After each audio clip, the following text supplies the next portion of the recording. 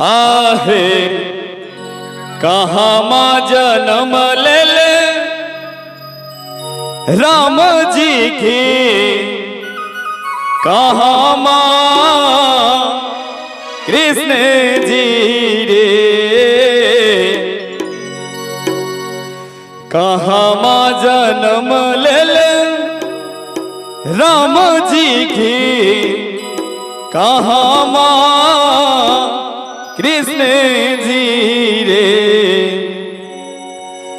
ललना रे कहाँ माँ जन्म ले गणेश जी की, तीनों घर सोहार रे, ललना रे कहाँ माँ जन्म ले गणेश जी की, तीनों घर सोहार रे, कहाँ माँ जन्म ले राम जी की, कहाँ माँ कृष्ण जी रे, कहाँ माँ जन्म ले राम जी की, कहाँ माँ कृष्ण जी रे, ललना रे कहाँ माँ जन्म ले गणेश जी की, तीनों घर सोहार रे, ललना रे कहाँ माँ जन्म ले गणेश जी की, तीनों घर सोहार रे।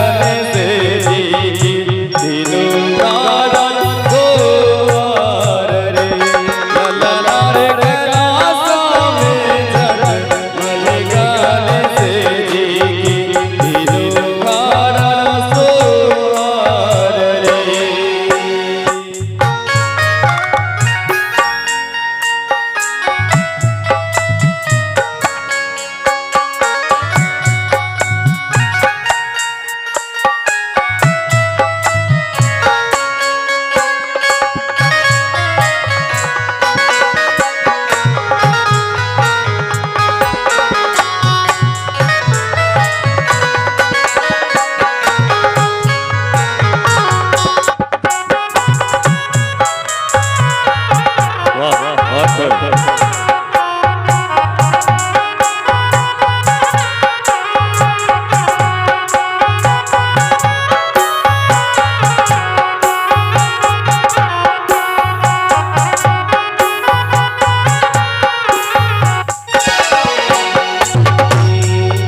पर ध्यान देवे सब गोटे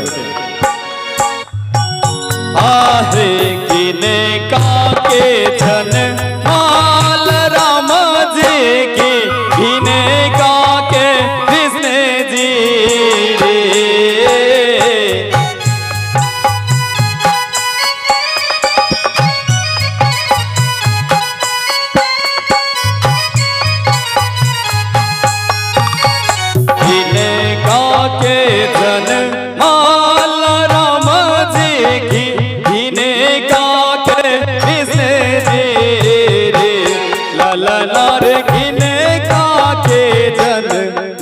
गाने से जी की तीनों घरा सोहार रे लाला रे किने का के धन फल गाने से जी की तीनों घरा सोहार रे।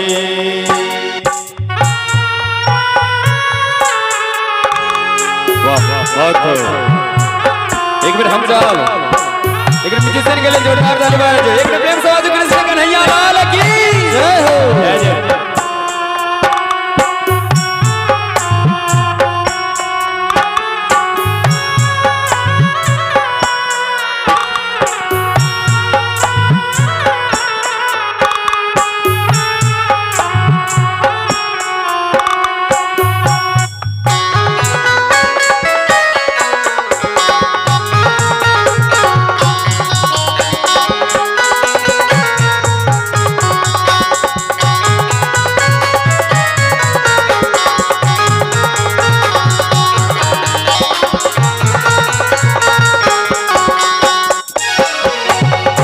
लास्ट में सब गोटे सब पर ध्यान देवे। आहे कौशल्या के धन माला राम जी की देवकी के कृष्ण जी रे।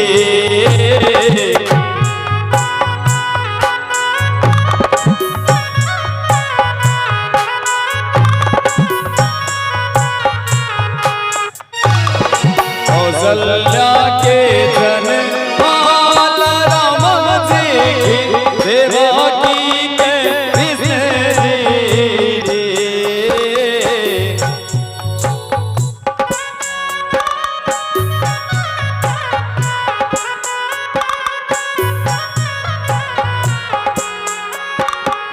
कौशल्या के धन माला राम जी की देवकी के कृष्ण जी रे।